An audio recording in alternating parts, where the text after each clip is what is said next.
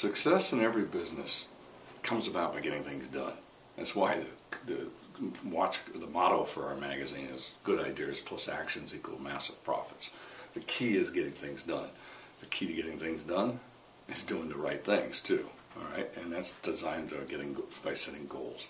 Now everybody says set goals, but there's a trick that is old. I don't even know who did it. I've learned it a long time ago and used it a ton of times to get things done. It's getting your goals to be SMART goals. All right, SMART goals stands for your goal must be specific, measurable, attainable, relevant, and timely. Let's talk two examples. I mean, one, I need to lose weight. We joke about it around here, but I really do need to didn't get it done. Hopefully this year will be the good year. Let's hope. So let's take that as a goal. That's a personal goal, because you can set SMART goals that are personal. Another goal is I want to have I want to have more sales. Now, see, normal goals are pretty plain vanilla. I'd love to lose some weight. That sounds like a wish to me. And that's how I've been setting my goals, really. It is more of a wish. Wish I had more sales. I've heard people actually say that. It'd be great if I just had more sales. All my problems would go away. The problem with that kind of goal is that it has no power. It's a daydream. It's just a wish. It means nothing. SMART goals, by their nature, take that wish and make it into steps that you can do. It starts off by being specific. A specific goal is one like, well, I would like to lose 25 pounds by December. Okay, now, see, that's a goal that's more attainable.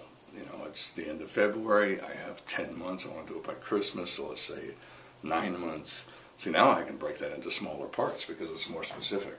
Let's aim for 2 or 3 pounds a month. If I do that, it's a goal that's attainable. I'm like, oh, I can do that. Maybe I need to exercise a little bit. And we're going to talk about that and go into how you made it attainable.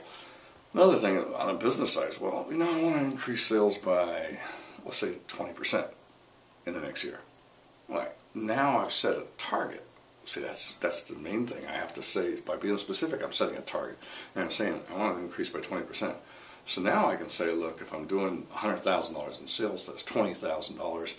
Let's break that down over the next 10 months. I got to do $2,000 a month in new sales. Break that down even further. Let's say 4 weeks, because we got some time off and downtime. It's $500 more in sales. And let's do 5 business days. Let's say, just to make the math easy, I got to have $100 more per sale per day.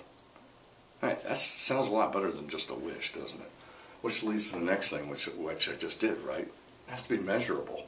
See, that goal, by saying I need to be 25 pounds by the end of the year, or I want to have $100 a day, is something that I can measure, because now I can get on a scale and I can say, and I'm going to write it down, right? Otherwise it doesn't work. We all know this.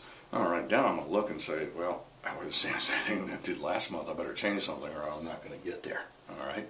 Now, see, that's important. This week we only did 400 new sales. I better up it. Better make some more phone calls. Better make some more calls. Better make some more. Bring my product out. I need to think. I need to plan. I need to figure out how I'm going to get there. By measuring my progress as I go towards a goal that's measurable, I've now made this a much stronger goal. Attainable is the next one. You don't want to knock yourself off. I said I want to lose 25 pounds by the end of the year. If I said I want to lose 100 pounds by the end of the year, well, that's probably, or let's say I want to lose 25 pounds in the next 2 weeks. Is it doable? Wrestlers and boxers do strange things like that, and actors and actresses when they're getting ready for goals, but I guarantee it's probably not very healthy. Go talk to your doctor. They're going to tell you you're crazy, because it's not really an attainable goal.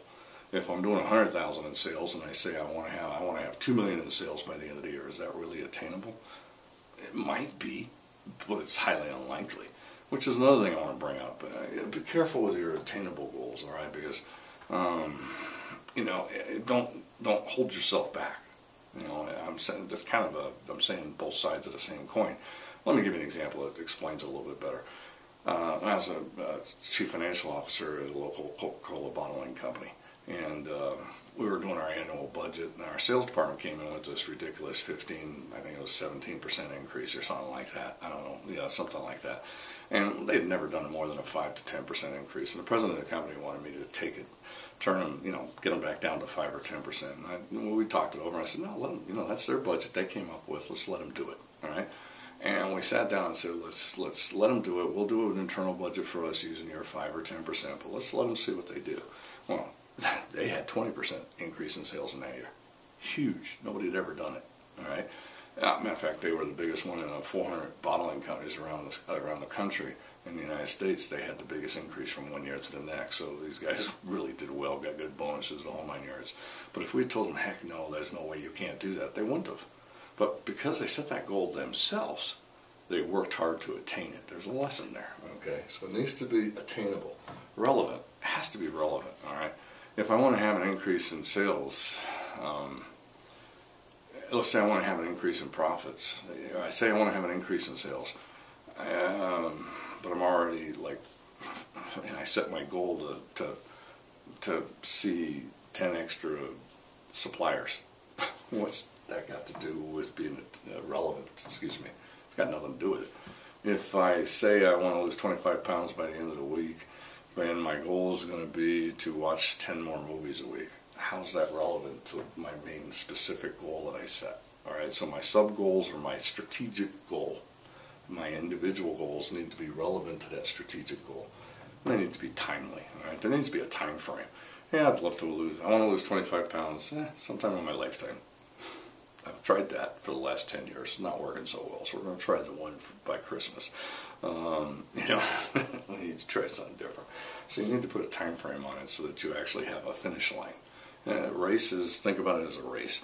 If I had this Sunday we just had the Daytona 500. If it was just a Daytona whatever, whenever the last, whenever we feel like calling it done, it doesn't have the same. So we need to have a time limit. So we're going to have increase, we're going to lose 25 pounds by December.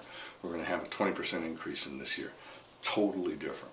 All right, that time factor makes these SMART goals much, much stronger. So until next time, sit down, do your goals, make sure they fall into this, follow this pattern, and trust me, your goals will help you tremendously attain your specific, what you're trying to accomplish, your specific strategy. So until next time, let's make this our best year ever. Thank you.